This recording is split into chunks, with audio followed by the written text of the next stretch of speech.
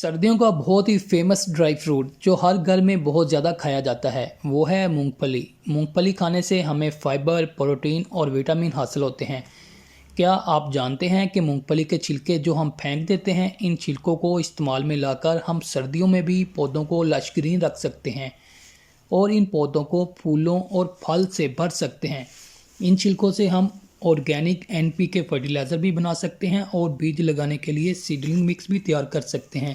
इसके अलावा भी हम इन छिलकों को काफ़ी सारे तरीक़ों से इस्तेमाल कर सकते हैं। इन छिलकों को इस्तेमाल करने के जो ख़ास तरीके हैं वो सारे तरीके आपके साथ शेयर करूँगा।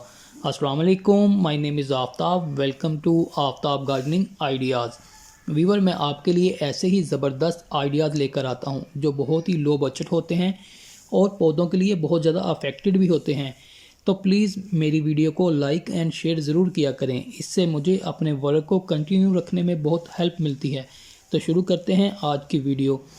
मूंगफली के छिलकों में नाइट्रोजन, पोटाशियम, मैग्नीशियम, फास्फोरस और कैल्शियम काफ़ी ज़्यादा मिकदार में पाया जाता है और इन्हीं बेसिक अज्जा की पौधों को फास्ट ग्रोथ और ज़्यादा पैदावार के लिए ज़रूरत होती है। सबसे पहले मैं आपको इन छिलकों से एक पावरफुल फर्टिलाइज़र बनाने के बारे में बताता हूँ। फर्टिलाइज़र जल्दी तैयार करने के लिए आप इन छिलकों को ग्राइंड कर लें सेम इस फॉर्म में।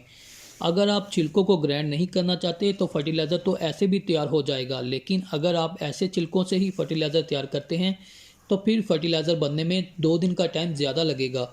फर्टिलाइज़र बनाने के लिए आप किसी जार में 1 लीटर पानी लें, इसमें 1 कप मूंगफली के छिलकों का पाउडर डाल दें। इसमें माइक्रोब की तादाद बढ़ाने और इन छिलकों से सारे न्यूट्रिशन हासिल करने के लिए 50 ग्राम गुड़ डाल दें। गुड़ डालकर इसको अच्छी तरह मिक्स करें, इतना मिक्स करें कि गुड़ पानी में हल हो जाए। अब आप इस जार को एयर टाइट करके 2 दिन के लिए रख दें। 2 दिन के बाद ये फर्टिलाइज़र तैयार हो गया है। अगर आप छिलके ग्राइंड किए बिना ही फर्टिलाइज़र तैयार करते हैं तो फर्टिलाइज़र तैयार होने में 4 दिन लगेंगे। अब आप इस फर्टिलाइज़र को पौधों की रूट में भी दे सकते हैं और पौधों पर फोलियर स्प्रे भी कर सकते हैं। इस फर्टिलाइज़र को पौधों में यूज़ करने का तरीका भी आपके साथ शेयर करता हूँ। इस फर्टिलाइज़र का 1 कप या 250 ml 1 लीटर पानी में मिक्स करके पौधों में दे सकते हैं। सर्दियों में मिट्टी जल्दी खुश्क नहीं होती और मिट्टी में नमी बनी रहती है। ऐसी सूरत में पौधों पर स्प्रे करके खुराक देना ज़्यादा फ़ायदेमंद रहता है। स्प्रे करने के लिए 1 लीटर पानी में 200 ml फर्टिलाइज़र मिलाकर स्प्रे कर सकते हैं।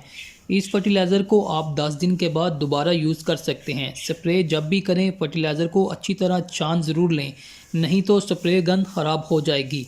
इसके अलावा मूंगफली के छिलकों को हम ग्राइंड करके कोकोपीट के सब्स्टिट्यूट के तौर पर भी इस्तेमाल कर सकते हैं। मूंगफली के छिलकों को इस्तेमाल करके हम अपने पैसे भी बचा सकते हैं और पौधों से बेहतर ग्रोथ भी ले सकते हैं। क्योंकि कोकोपीट हम पैसों की ख़रीदते हैं, ये थोड़ी महंगी भी होती है और कोकोपीट के अंदर न्यूट्रिशन नहीं होते, जबकि मूंगफली के छिलके हमें फ्री ही मिलते हैं और इन छिलकों में नाइट्रोजन, फास्फोरस, पोटाशियम, मैग्नीशियम और कैल्शियम पाया जाता है, जिससे इस सॉइल में लगे हुए पौधे बेहतर ग्रोथ करते हैं। मूंगफली के छिलके मिट्टी को लाइट वेट बनाने के लिए भी इस्तेमाल किए जा सकते हैं। इसके लिए छिलकों को ग्राइंड कर लें, एक हिस्सा मिट्टी लें और इसमें एक हिस्सा ग्राइंड किए हुए छिलके शामिल करें। इस तरह जो मिट्टी तैयार होगी वो बहुत ही लाइट वेट होगी। इस मिट्टी को हम बीज लगाने के लिए भी इस्तेमाल कर सकते हैं और हैंगिंग पॉट के लिए भी लाइट वेट मिट्टी बनाकर इन गमलों को आसानी के साथ कहीं भी हैंग कर सकते हैं। इसके अलावा इन छिलकों को विंटर और समर दोनों सीज़न में पौधों की मल्चिंग के लिए इस्तेमाल कर सकते हैं। गर्मियों में पौधों को पानी की ज़्यादा ज़रूरत होती है और सख्त गर्मी की वजह से पानी 3 से 4 घंटे में ही खुश्क हो जाता है।